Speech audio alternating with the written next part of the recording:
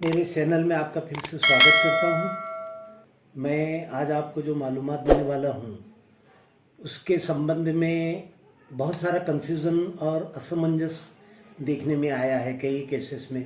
खुद मेरे अनुभव की बात है ये कि किसी एकत्र हिंदू कुटुंब का व्यक्ति अपनी एकत्र हिंदू कुटुंब की मिलकत में यानी हिंदू मिताक्षरा कोपार्सनरी की मिलकत में अपना हित अपना हिस्सा बगैर बिना किसी बख्शिश पत्र के बिना हस्तांतर के अगर मैयत हो जाता है और उसके मैयत हो जाने के बाद हिंदू एकत्र कुटुंब के दूसरे सदस्य फिर से नए सिरे से अपनी मेहनत से नई प्रॉपर्टी कमाते हैं, नई संपत्ति संपादित करते हैं, तो क्या उस मैयत व्यक्ति के हित वो हिस्से में ये नई मिलकत के कमा लेने की वजह से संपादित हो जाने की वजह से कोई बढ़ोतरी हो जाएगी?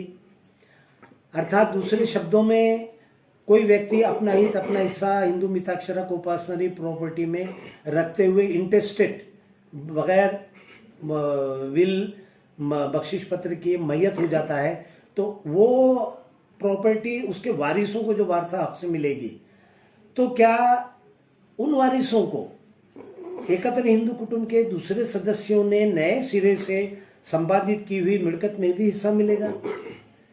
ऐसा कायदा नहीं है। कोई व्यक्ति अपना हित अपना हिस्सा एकत्र कुटुंब की मिलकत में रखते हुए मैयत हो गया तो जितना हिस्सा उसको मिल गया वही उसका हिस्सा कहलाएगा और उतना ही हित और हिस्सा उसके वारिसों को, अगर वो इंटेस्टेड मरा हो तो उसके वारिसों को उतना ही मिलेगा। एकत्र हिंदू कुटुंब के सदस्यों ने कमाई हुई संपादित की हुई दूसरी संपत्ति में से उन वारिसों को कुछ भी नहीं मिलेगा।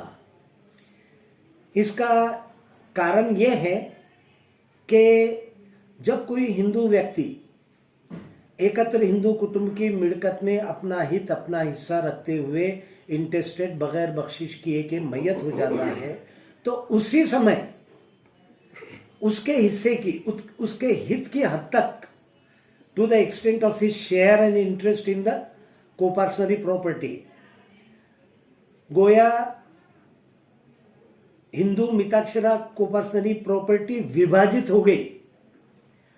उसको नोशनल सेवरेंस, नोशनल डिवीजन या नोशनल पार्टीशन कहा गया है।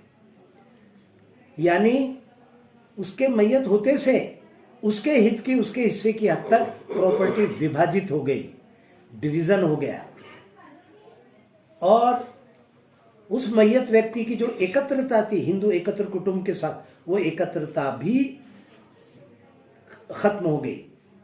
अब वो एकत्र उस मैयत व्यक्ति की हद तक एकत्रता नहीं रही।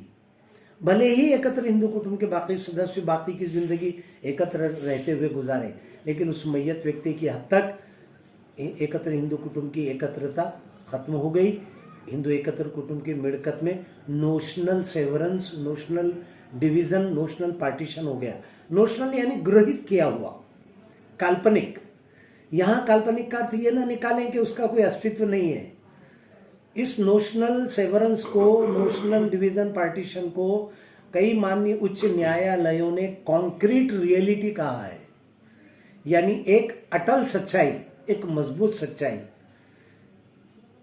यानी डिवीजन हो गया। ये ऐसे हमारे माननीय उच्च न्यायालयों ने कई निर्णय दिए हैं। तो ये असमंजस या कंफ्यूजन न रहे। बहुत से दावे ऐसे देखने में आए कि पूरी मिलकत में वारिसों ने, मैयत व्यक्ति के वारिसों ने हक मांगा है, तो ऐसा कायदा नहीं है। धन्यवाद।